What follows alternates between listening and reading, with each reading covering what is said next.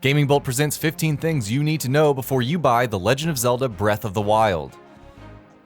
Breath of the Wild looks like a breath of fresh air, but what exactly is it that makes it look like it could be the kind of generation-defining title the series hasn't delivered in a long time? In this feature, we take a look at the 15 things that make us more excited about this game than anything else.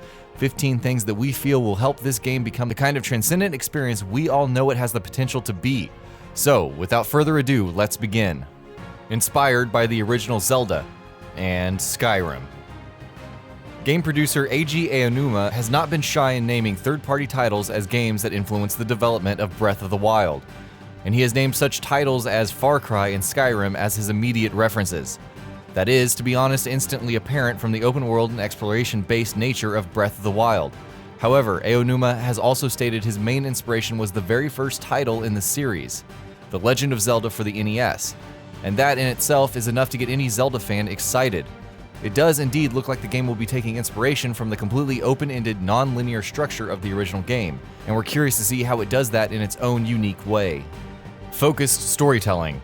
The Legend of Zelda games have never been known for their storytelling. That's not to say that they tell bad stories, far from it. The Wind Waker and Majora's Mask, for example, are both incredibly strong in the narrative department. However, the series has always been known more for its game design than anything else.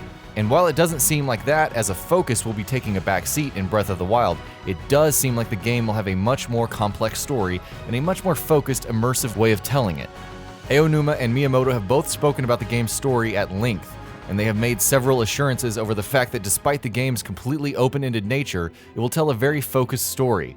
Aonuma has also said that the game will make players cry, and when has that not ever been a good thing?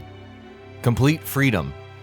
Taking note of the criticism Skyward Sword received for being a bit too linear and not open enough, and following in the footsteps of the incredible A Link Between Worlds, Breath of the Wild will be a completely open-ended experience from start to finish.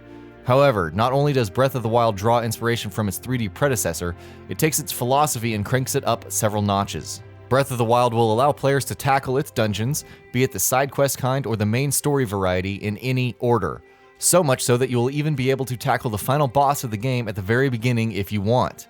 While A Link Between Worlds had definite acts that you could approach in any order, Breath of the Wild will give you 26 alphabets and say go nuts. How will that exactly work within the framework of the game and its story is a complete mystery. But hey, since when has complete freedom in video games not been a welcome addition? Link cannot be renamed. It has been an unspoken tradition in the Legend of Zelda title since the franchise's inception that Link, the main protagonist of the games, can be renamed by players. Considering the fact that Link has been more of an avatar for the player, a link in a very literal sense to the story and experience, than an actual character, and that has always made sense. But it has now been confirmed that players will not be able to rename him in Breath of the Wild, and that he will explicitly be called Link. All cutscenes in Breath of the Wild are going to be voiced, a first for the series, so it makes sense that the main protagonist cannot be renamed. But does this also mean that Link will be much more of a character in and of himself this time around? It remains to be seen, but the question definitely has us intrigued. Voice acting. Speaking of voice acting, that too is a reason for fans of the series to be even more excited for Breath of the Wild. Voice acting has been, until very recently, a bit of a rarity in all Nintendo games, and even more so in the Zelda titles. So the fact that every single cutscene in Breath of the Wild will be voiced is a very pleasant surprise. This is the first time we'll see voice acting in a Zelda title, so we're incredibly excited to see how it pans out, to finally be able to find out what iconic characters such as Princess Zelda actually sound like. But what is most exciting about this is that it suggests that the game seems to have more of a focus on its story and storytelling than any game in the series has had in the past, and that is an intriguing prospect. No female Link. The discussion of whether or not Zelda titles should allow you to choose Link's gender has been a prevalent one for some time now, and that question has quite predictably been hovering over Breath of the Wild like a cloud. However, the developers have stated in very certain terms that the new Zelda adventure will not feature a female version of Link, citing the desire to keep the balanced duo of Link and Princess Zelda at the core of its story as the main reason. And to be fair, that makes complete sense. Also, considering the fact that Breath of the Wild plans on telling a focused, definite story, and as such doesn't even allow players to change Link's name, it makes sense that players will not be able to choose Link's gender either. Sorry Zelda fans, no Linkle for you this time. Loads of side quests. Side quests have been a major and memorable tradition of Zelda games. That tradition carries over into Breath of the Wild, which will have full 76 named side quests. As for what those side quests are and what their nature will be, that remains to be seen. But let's hope they are along the lines of the side quests in Majora's Mask, fully compelling, fleshed-out mini-stories within the larger story of the game that actively add to the player's experience and enjoyment. Advanced horse riding. In the newest Zelda title, players will no longer be bound to just one single horse, and you'll be able to tame and ride any horse you come across in the open world, meaning you can even tame multiple horses at the same time and register them all in the stables. There's a lot of depth to this mechanic. Apparently, horses will each have defining stats such as strength, stamina, and the bond they will have with the player, and the harder a horse is to tame, the better it ultimately will be at traversal. For a game that's going to be as focused on exploration as Breath of the Wild, it makes sense that horse riding is going to be a fully featured mechanic, and from the looks of it, it's going to be very interesting. Not all dungeons will be themed. Themed dungeons in Zelda have been a thing since A Link to the Past. There's always a water temple in a lake, a fire temple in or near a volcano, a forest temple in a forest, and so on. But Breath of the Wild may be breaking away from that tradition. In an interview, the producer confirmed that Breath of the Wild may not necessarily have themed dungeons. This doesn't mean that there won't be any in the game, period, but it does mean that just because you find an entrance to a dungeon or a temple in the forest, that doesn't mean that it will be the forest temple. Another way the game will keep us on our toes, we imagine. The pleasure of discovery. As we've already discussed, the fact that Breath of the Wild is inspired a great deal by the Elder Scrolls V Skyrim is no secret, and Aonuma has mentioned that fact several times. And considering just how great Skyrim was in terms of its open world sandbox structure and its focus on exploration and world building, we'd say it's not a bad inspiration to have. Aonuma has said that he wants Breath of the Wild to have a similar focus on traversal, to provide players with similar moments that highlight the pleasure of discovery via exploration. Of course, none of that would work if there wasn't a well-built, vast game world to build that exploration on, which brings us to our next point. A large open world. The world of Hyrule in Breath of the Wild is going to be massive.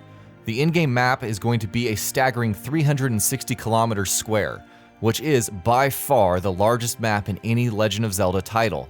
It is, in fact, going to be significantly larger than the biggest game worlds we've ever seen outside of the franchise.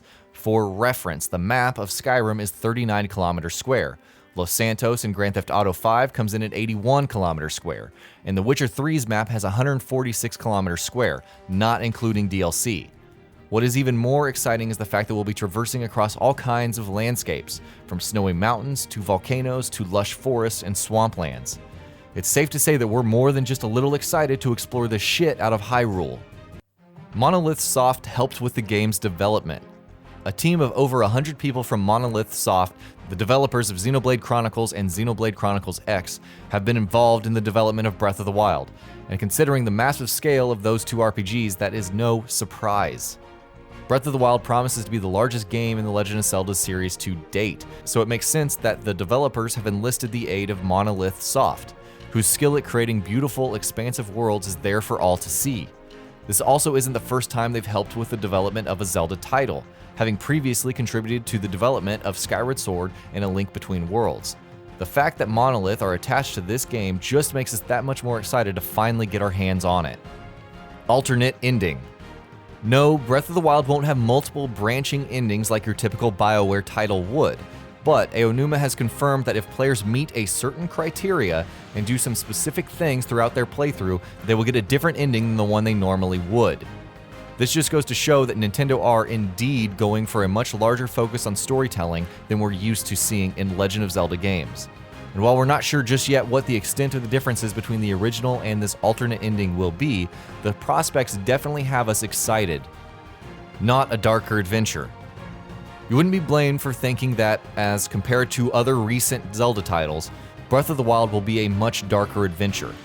It is, after all, set in a post-apocalyptic Hyrule, and the trailers we've seen of the game so far look like they're going for a darker tone than we're used to seeing in Zelda, barring maybe Majora's Mask. But Aonuma and Miyamoto have dispelled that assumption in very clear terms. They mentioned explicitly that Breath of the Wild, despite appearances, won't necessarily be a darker adventure. We've been promised humor, tears, drama, and everything in between. Color us intrigued. The essence of Zelda. Aonuma and Miyamoto, the two people who have the biggest influence on The Legend of Zelda throughout its history, have both gone on record to say that Breath of the Wild captures what is, according to them, the essence of the franchise. For fans of the series who have been disappointed with the recent entries such as Spirit Tracks and Skyward Sword, of which there's plenty by the way, combine that with a massive open world and exploration-based gameplay akin to Skyrim, and we might potentially have a winner on our hands. And that'll be about it for this one. If you guys like what we're doing at Gaming Vault, please consider subscribing to our channel, and I'll see you guys on the next video.